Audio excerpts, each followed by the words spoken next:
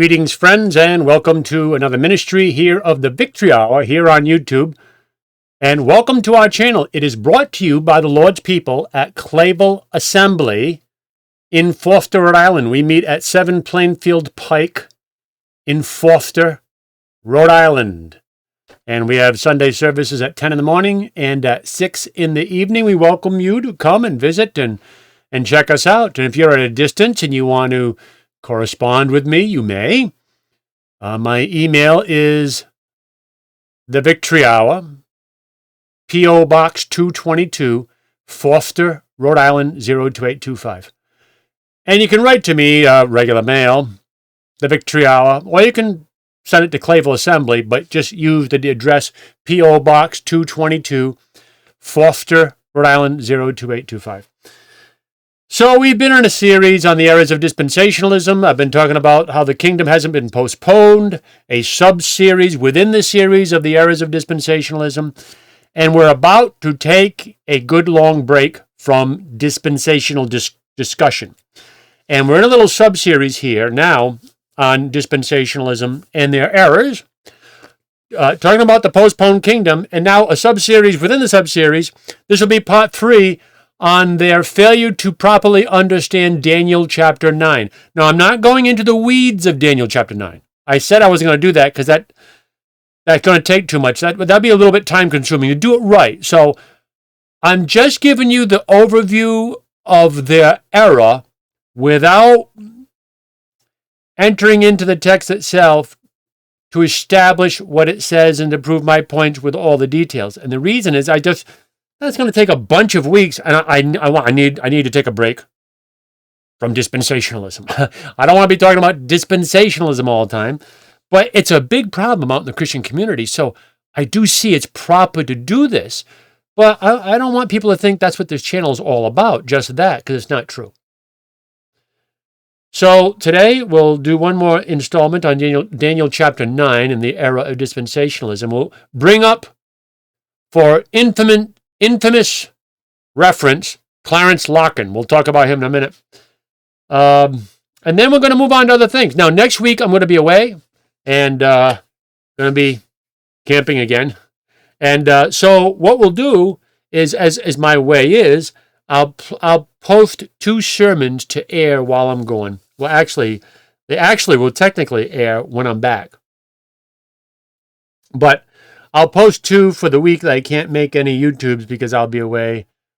And there'll be sermons from Clarence. Just recently, and I think when I'm going to post, I've so far done 4 sermons on the fear of God. And it's such an important and practical subject. And modern Christians don't really believe in the fear of God. They just believe in awe and wonder.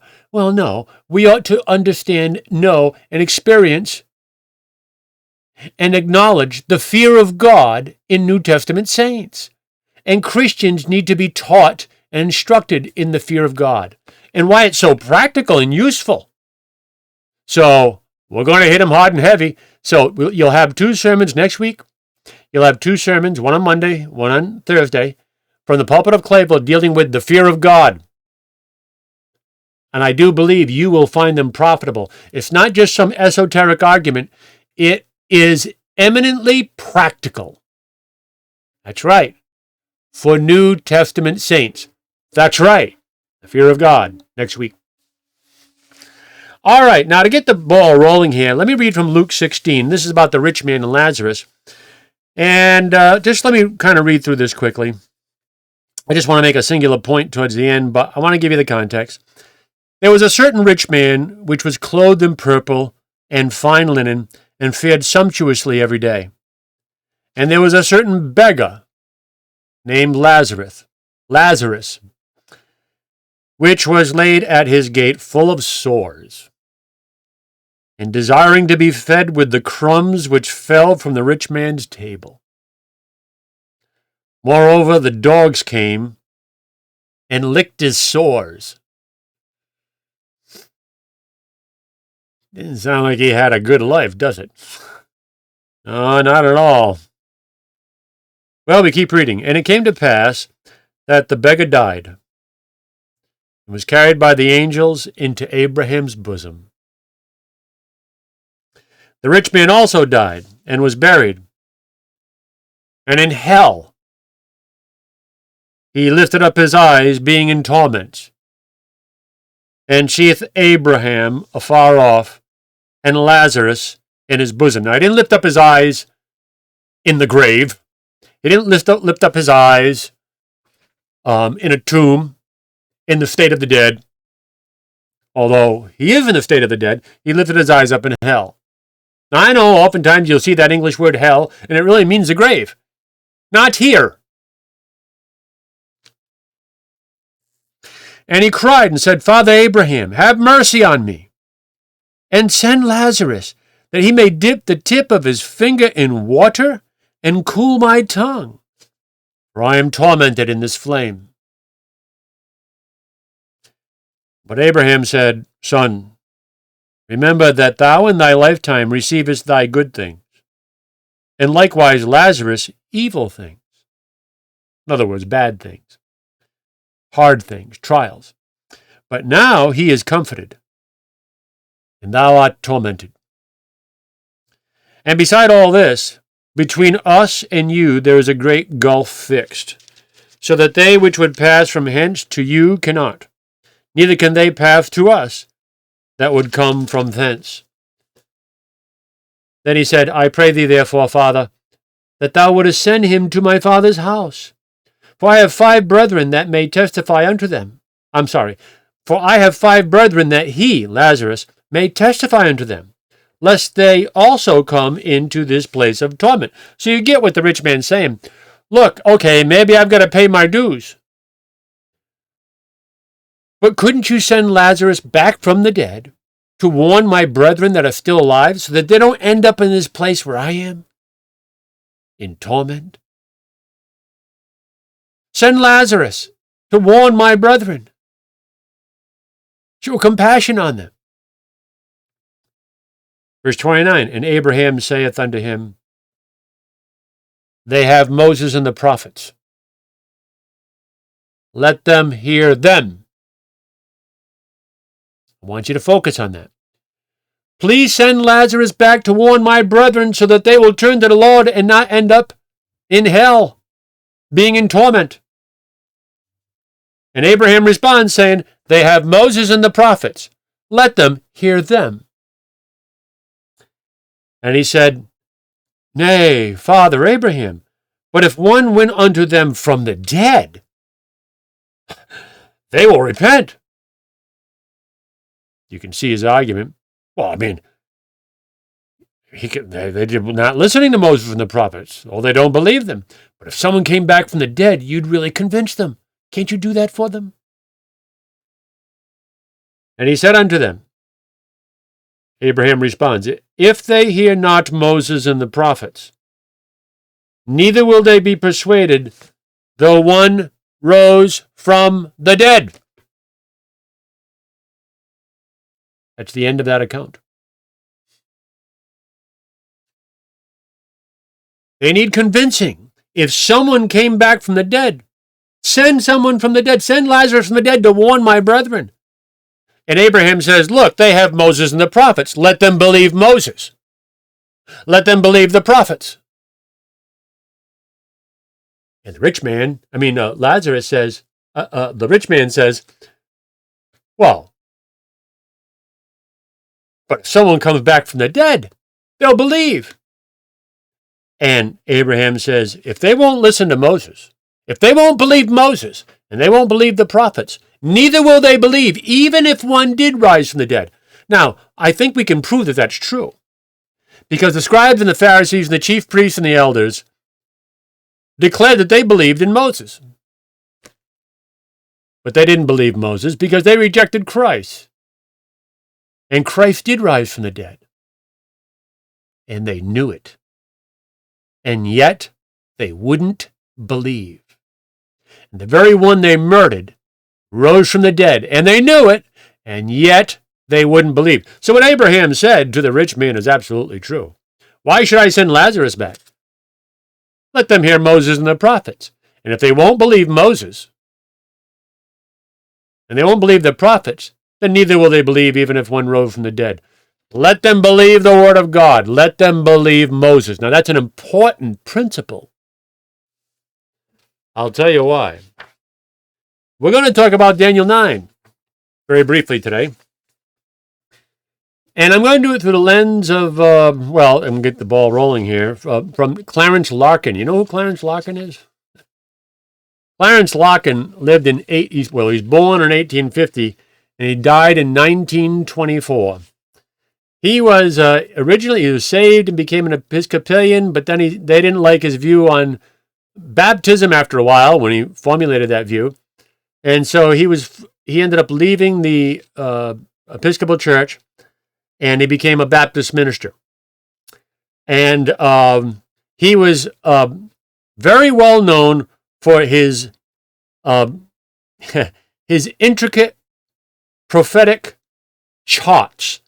And he just did one after another, and you get up in front of a building, and it's a big, long, very detailed chart. So he was noted for these intricate prophetic cartoons of detailed nonsense. That's what it was. It was dispensationalism at its worst. And he ended up influencing men like Cyrus Ingerson Schofield and others, and was influenced by Darby, no doubt. He wrote a work, Dispensational Truth. Well, I don't think so. Dispensational Truth? Well, that's Clarence Larkin. In fact, he became so popular because of his prophetic calendars, which made it seem like, he knows the nuts and bolts, and it's so intricate. Oh, he really knows prophecy. No, he did not know prophecy. By the way, you say, well, why did you get so upset with him before? I mean, just because he disagreed with you on eschatology? No, there's more than that. But no, his eschatology was bad. It's dispensationalism, well, at its worst. I got a chart here. Can you see this chart?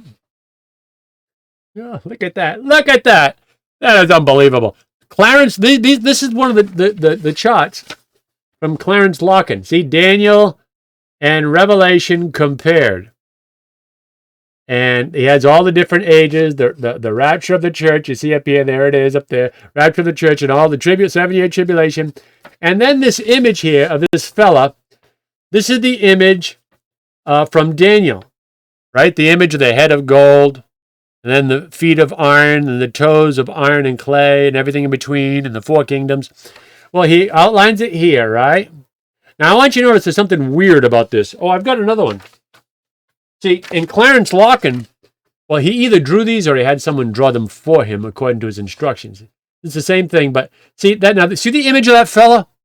Okay, looks all right, pretty good, But I mean, the theology attached and written all around it, nah, not so good. But there's the cartoonish image of his understanding of Nebuchadnezzar's dream, and the image of the man, and there he is, the feet of iron, the toes of iron and clay.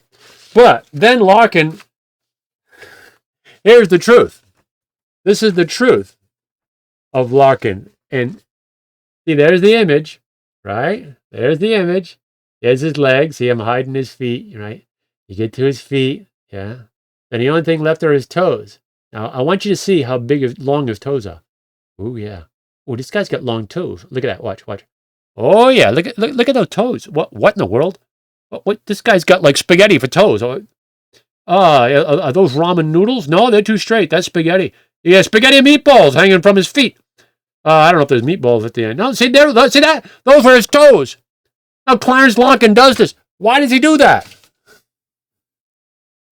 That's no joke. That's real. Because those toes are the postponed kingdom that I've been refuting all this time. From Daniel chapter 9. The kingdom was postponed. And the 77s, the last 7 years was postponed. And that's why the toes are separated from the rest of the body. So he stretches the toes like an elastic band out into infinity. And 2,000 years after, we still haven't reached the end of those toes. You say, what are you talking about? I'm going to explain that. But, Clarence Larkin had problems. Clarence Larkin did not believe that Adam was the first man. And a lot of dispensationalists have agreed with him that Adam was not the first man. There was a whole world that existed before Adam. And in Genesis, we read, in the beginning, God created the heavens and the earth was without form and void. And Clarence Larkin says, no, wait a minute, it shouldn't read, and the earth was without form and void. But the earth became formless and void. Not that it was, but it became formless and void.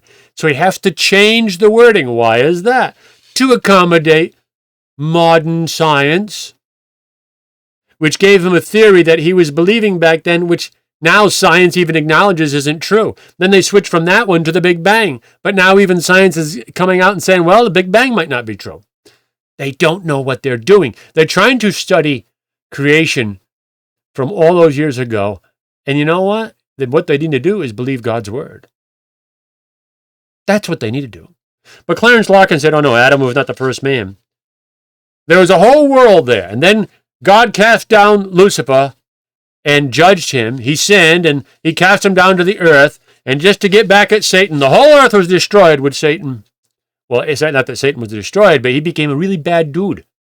Yeah. And so the Lord destroyed all the earth and all the nations that were already living on the earth. So in Genesis 1, God is recreating the earth. Now, Moses teaches no such thing. And you know it.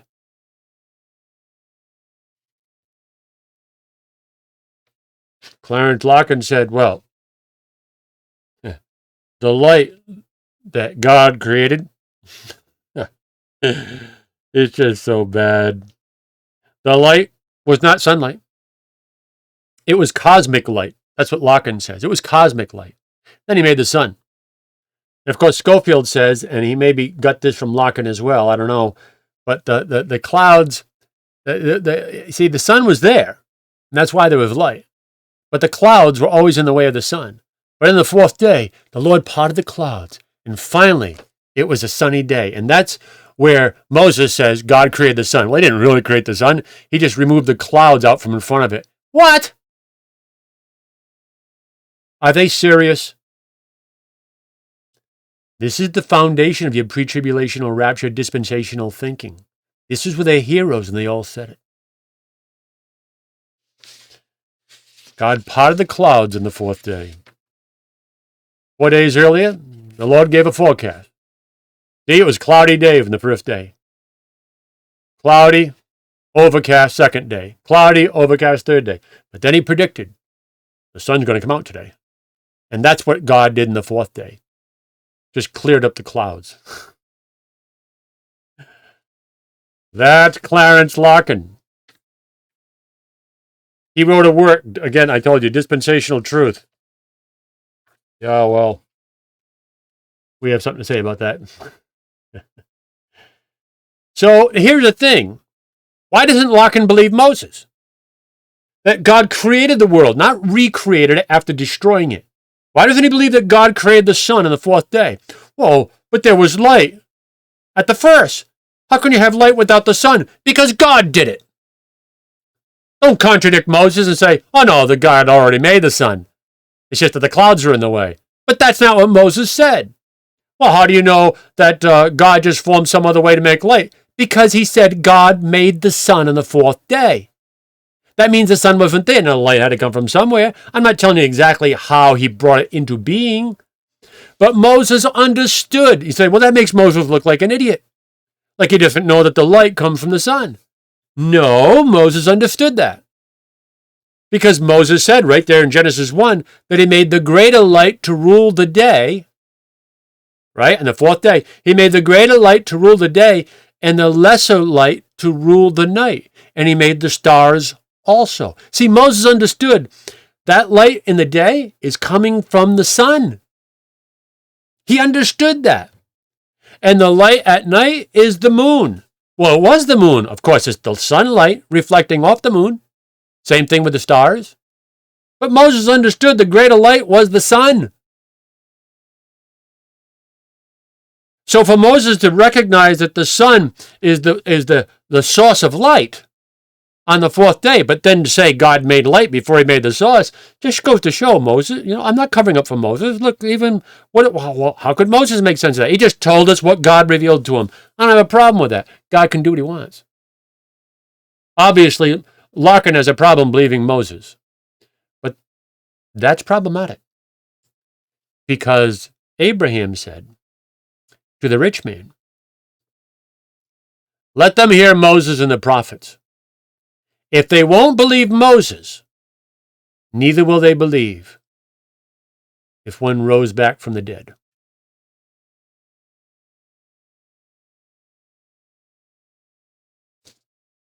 Larkin, the gap theory.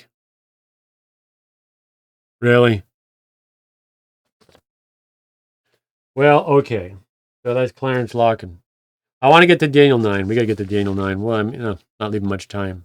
But, that'll just keep me from going into details. I'm always tempted to go beyond the details I should. There's a singular point I want you to get out of this, and it's this. We're told, all right, that starting Daniel 9, chapter 9, verse 24. 70 weeks or 70 sevens is the Hebrew, and it's referring to sevens of years. So 70 times 7, 490 years, and whether you're pre-trib, post-trib, mid-trib, whether you're premillennial, postmillennial, amillennial, whether you're a historicist, a dispensational futurist, a historic premillennialist, a dispensational doesn't matter where you come from. We all agree that this is talking about years, and that it's talking about a 490-year period. And we're told 490 years are determined upon thy people and thy holy city, the nation of Israel and Jerusalem, to finish the transgression, to make an end of sins, to make reconciliation for iniquity, to bring in everlasting righteousness, to seal up the vision and prophecy, and to anoint the most holy.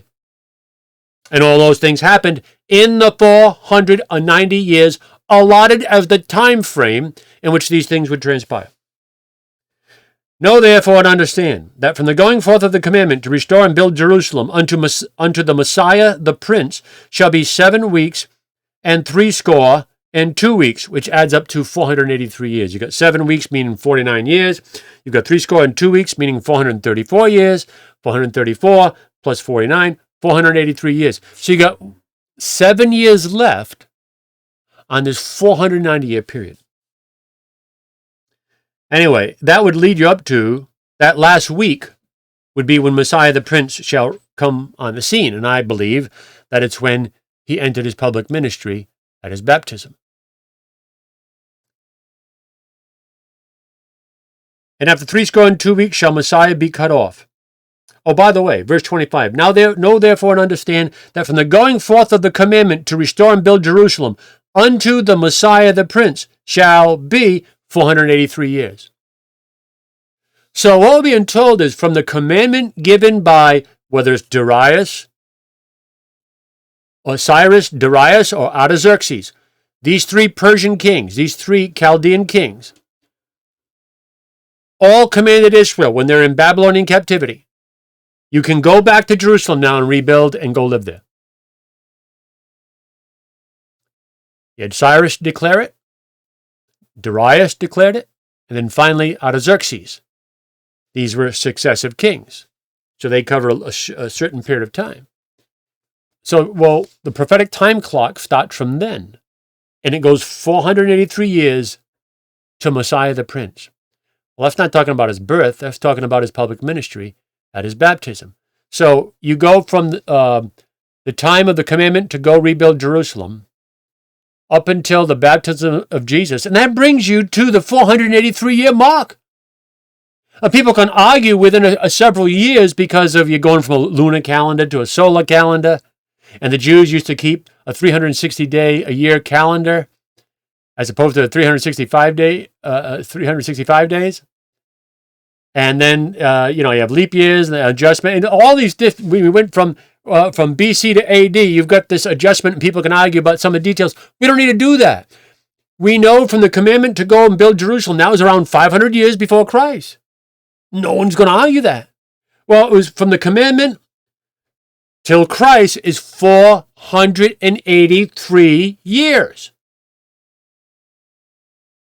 Now, the dispensationalists say, now I believe that was baptism, 483 years. Now, pretty much everybody admits that Jesus' earthly ministry lasted around 3.5 years. I've never heard anyone disagree with that Jesus' ministry from his baptism till his crucifixion and resurrection lasted about 3.5 years. All right?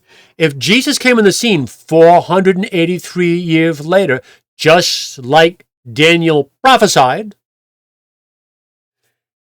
and he started his public ministry to the nation at year 483, that means he would be dying in the midst of the last 7-week or 7-year period of the 490 years, right? 483 years out, Jesus is baptized. You've only got 7 years left to the 490-year prophecy.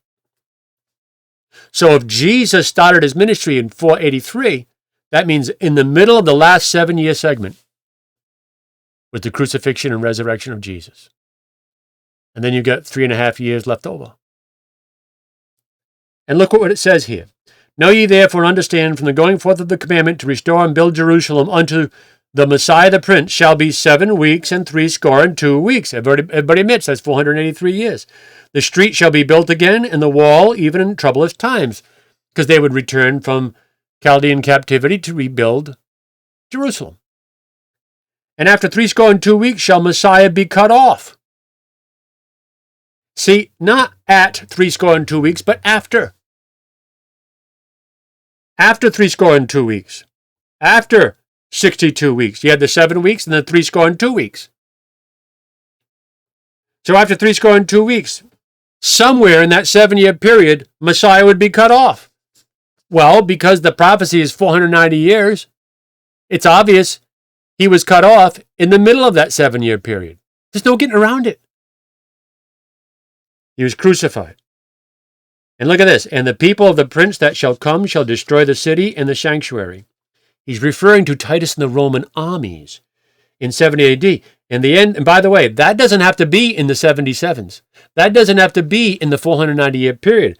Because it says, and after 62 weeks shall Messiah be cut off, but not for himself. And the people of the prince that shall come. He doesn't say when, but in the future. See, they murdered Christ, so the Lord will send an army as the rod of his indignation to judge them for their sin.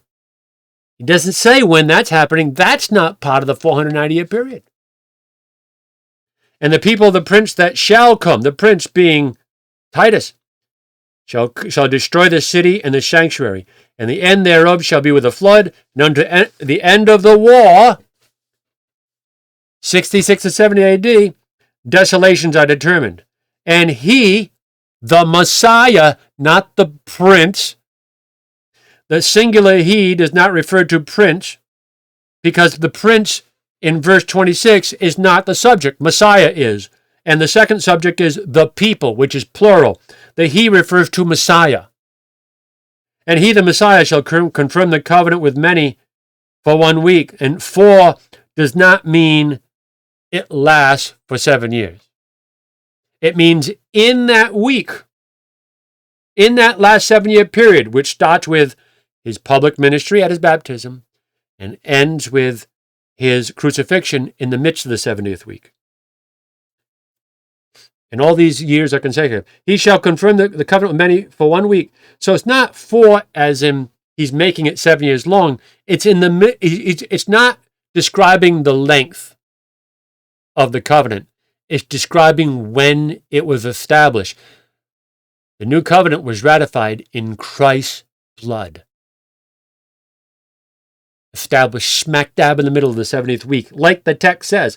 In the midst of the week, he shall cause sacrifice and oblation to cease. Didn't Jesus do that? For those that would believe, he caused it to cease. There's no need of it. And for the overspreading of abominations, he shall make it desolate. because of what Israel had done and for her abominations. The Lord's going to judge her and waste her in this war. And he shall make it desolate even unto the consummation, and that determined shall be poured out upon the desolate. So here's my point, because I got to stop. I'm out of time. The dispensationalists say, oh, all these things have to happen in 490 years. Not the destruction of Jerusalem, but Messiah coming and being cut off in the midst of the last week. It all happened in the 490 years, just like Daniel said. Oh, no. The dispensationalists, remember those toes? See those toes?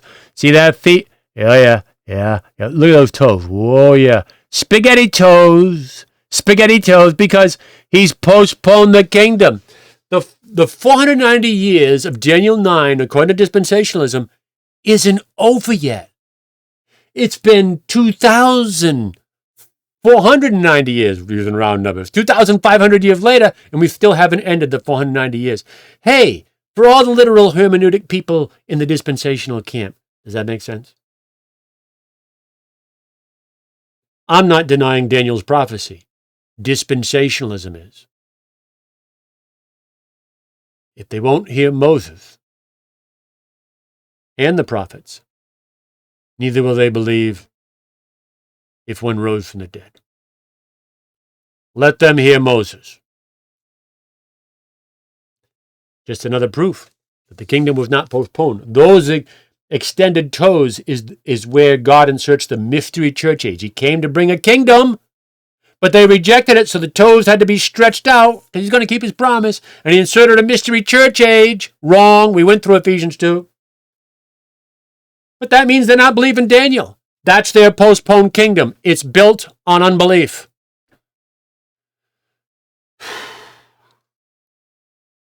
Now, sometime in the distant future, I'll go back and we'll go in the details of Daniel 9, but not now. I got to leave dispensationalism for a while, and we'll do other stuff. Good stuff. Bible truth. I don't want to just keep hammering on what's not true. Let's talk about some good things that are true, some really good things. I'll figure out what that is when time comes. But next week, the fear of God. Now, that's a good one. You listen to both next week, and may God bless you. Jim Gallagher, reminding you in the words of our blessed Lord and Savior, ye shall know the truth shall make you free.